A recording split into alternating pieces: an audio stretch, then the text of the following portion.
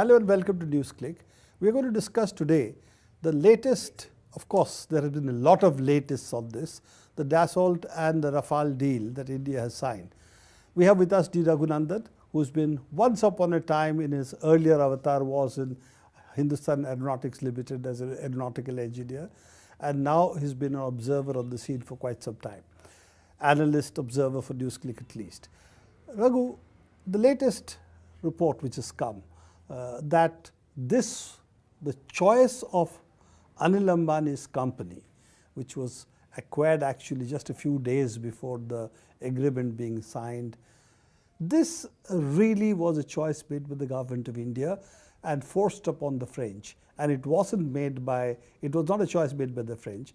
And erstwhile President Hollande has said this because it was made to appear because Ambani's did a film with his partner, therefore somehow Hollande is the one who foisted this on the government of India. Right. But that this is what he has contested. That it was an attempt to drag him into this, shall we say, in this particular episode. That his reaction has been. I think it was an attempt to get him to back off, which has backfired. Okay.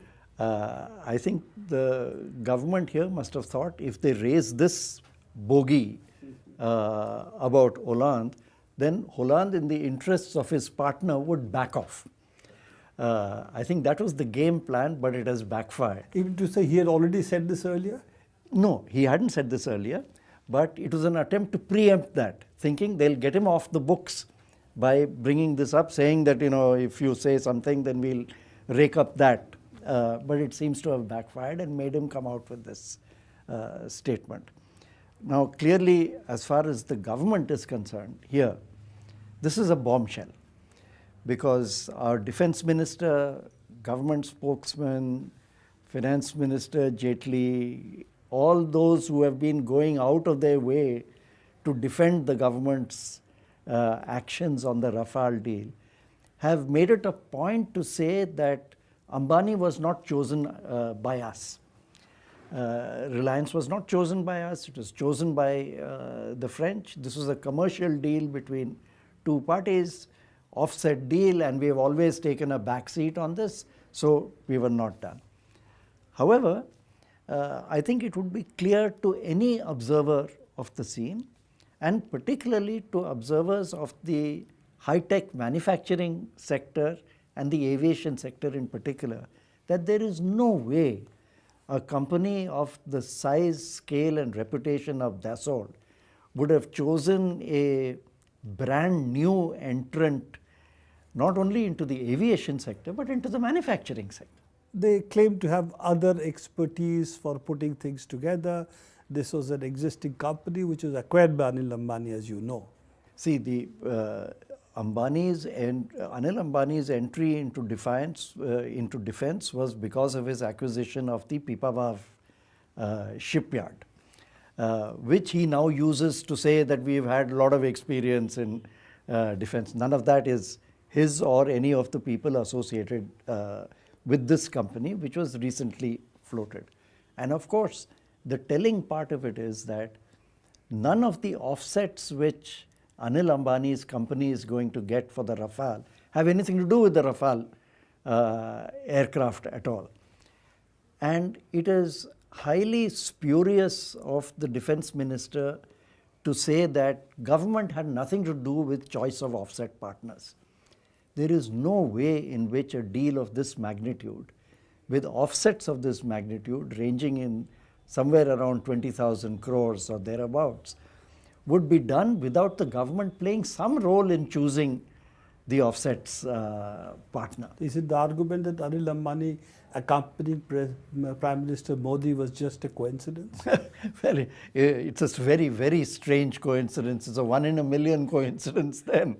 that they were on the same flight. They were on the same flight going to the same event, and then he just happened to get the contract afterwards. You said that Hollande has come out with the refuting the government of India and the defense minister.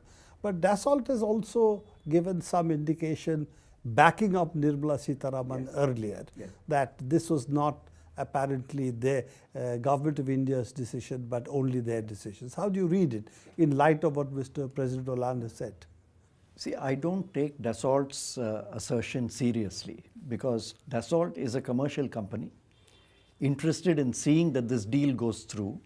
This deal depends on the goodwill of the government of India, and Dassault cannot say something which goes against the government's line.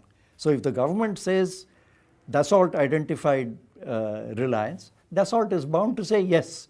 However, President Hollande, who presided over the entire deal to begin with, has been very clear in how it transpired that this was identified Reliance. Dassault is bound to say yes. However, President Hollande, who presided over the entire deal to begin with, has been very clear in how it transpired that this was pushed on him by the government of India, and that all Dassault did was enter into commercial discussions with Reliance, not in terms of the choice. So Dassault's rebuttal, I'm afraid, is pure boilerplate denial for public consumption because they don't want to be on the wrong side of the government of India. Any contractor would do That's that right. to Exactly. bail out the principal, Exactly. as it were.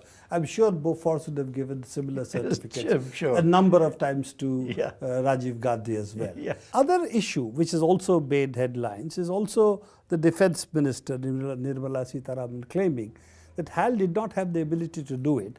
Of course, it begs the question, did Anil Ambani's company have the ability to do it?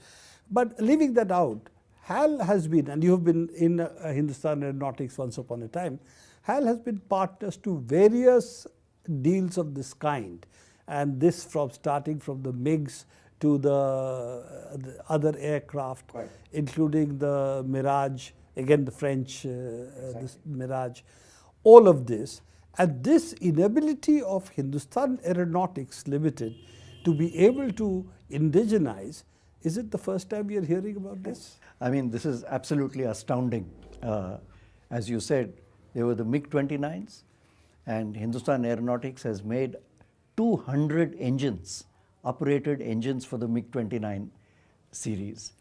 HAL has assembled more than 70 of the Mirage 2000 aircraft, also manufactured by Dassault. It undertook a serious upgrade of these aircraft. It continues to license manufacture the advanced jet trainer from British Aerospace. It set up a dedicated new helicopter facility outside of Bangalore where it's making hundreds of helicopters. This is a company which you say doesn't have the ability to manufacture, what, 100 or so of Rafales. And on top of that, she has said that, look, the rate of delivery of HAL has been very slow. Even the IAF chief has said this. The Rafale deal now of 36 aircraft are being delivered to India at a leisurely pace of 12 aircraft per year. Starting with 2022, Right. first one. Right. And HAL was criticized by the Air Force for starting with a schedule of delivering 12 Tejas light combat aircraft, which it has now stepped up to 18, apart from everything else that HAL is doing. There is no problem in HAL's capacity to deliver. And recently, the chairman, the retired chairman and managing director of HAL, Suvarna Raju, has come out saying, we had worked out a work share agreement. Detailed plans had been worked out for how HAL would undertake the work in India. The only glitch was two issues. Dassault said, we will not take responsibility or guarantee for aircraft manufactured by HAL. And HAL said, no problem, we will stand guarantee for them. The second issue was price. And HAL did have a higher man-hour calculation which made their price slightly higher. And Suvarna Raju has clarified that this is bound to happen since Dassault obviously has more advanced technologies, higher productivity manufacturing facilities, and if the government had really wanted, they could have made an upfront investment for the infrastructure in HAL so that HAL could have stepped up the rate of manufacture, and they could have recovered it over time. Basically, the capital investment that HAL had to make had to be recovered from the cost of the aircraft. That's right. So it's no big deal. That's an obvious issue, and if the government did not want that to happen, exactly, they should have been forthcoming on that. Exactly. In any case, these Rafale planes, this 36, we already know the cost has really gone up through the roof. So let this government not talk about the cost. Quite. Because with the earlier cost and this cost, the huge difference that is there, we're not even discussing that today. Quite right. So the cost is really not the issue here. So it's interesting that a company which was in the public sector under the defense ministry, exactly, because it's important. Precisely. HAL is under Nirmala Sitharaman's ministry, precisely, and therefore it's in fact she is speaking against a company which is under her. And in fact, if you ask me, this false claim to be a hands-off onlooker of the government, HAL and Dassault were negotiating. They couldn't come to an agreement, therefore the deal collapsed.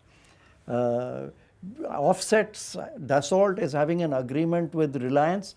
Government has nothing to do with this. This is specious. It's not the way Government of India works, and you know this very well in this country. Any public sector undertaking, if the chairman has to sneeze, he has to take permission from Government of India. There's nothing here that happens without the government's say so. And the government should have been taking a proactive role in ensuring that HAL and Dassault strike an effective contract, because it's in the nation's interest to build self-reliance. And transfer of technology, et cetera, so there's no question of government taking a back seat in this. And also it's important, since we've already discussed this earlier, that this agreement with Anil Ambani's company actually involved no indigenization of the aircraft itself, absolutely, no transfer of technology. The offset was supposed to be in completely different areas. Absolutely. So therefore, India was not gaining technologically from this deal at all, which is not what would have happened if the partnership would have been with HAL, because then at least HAL would have got access to more advanced technologies, upgraded their skills. And in fact, I want to make a point about this offsets also. This business of Government of India taking a back seat and allowing the offsets to be a commercial deal between the original equipment manufacturer and an Indian partner is not what the offsets were designed for. Offsets are designed in order for India to acquire technologies, which has to be done with a strategic planning vision. Which technologies do I prioritize? Where are the gaps? Which technology should I acquire? Therefore, you plan the offsets in a certain way. And this requires an active role of the government. This is not just a commercial deal. So in fact, the government should be taking a proactive role and not take the stance of allowing it to be a commercial deal, because that's not the purpose of the offsets at all. As we have discussed earlier, that this is the difference between make in India and made in India. Absolutely. That made in India meant that you had to absorb the technology, indigenize it, so that you could go to the next level. Quite. Make in India means just come and assemble just a commercial it here. That's all. Transaction. The other last point, all of us know, and this is, shall we say, not the best kept secret in the world, that prime ministers and presidents act as essentially as people who sell arms. In fact, whenever such a big arms deal is involved, it's actually between the top politicians of the countries concerned, because this scale of deals obviously means both sides' political leadership has to be involved. So therefore, as you have said already, that to pretend that this was a private arrangement is completely bogus. Absolutely. Not when presidents and prime ministers are involved. And especially when you have abandoned what was a tender process to begin with in favor of a government-to-government contract. You have made it a deal between two governments. And then to say that the government is not involved in it, it makes no sense. I think more and more as skeletons keep tumbling out of the closet, and this time with the defense minister really taking on two major claims in recent days, both of which seem to have been controverted publicly. I think this government will find it increasingly difficult to defend itself from this particular deal, the Rafale deal. And it shows signs of becoming what the Bofors deal was with the Congress once upon a time. Thank you very much, Raghu, for being with us, and we'll monitor this particular issue as well as other issues as it comes along.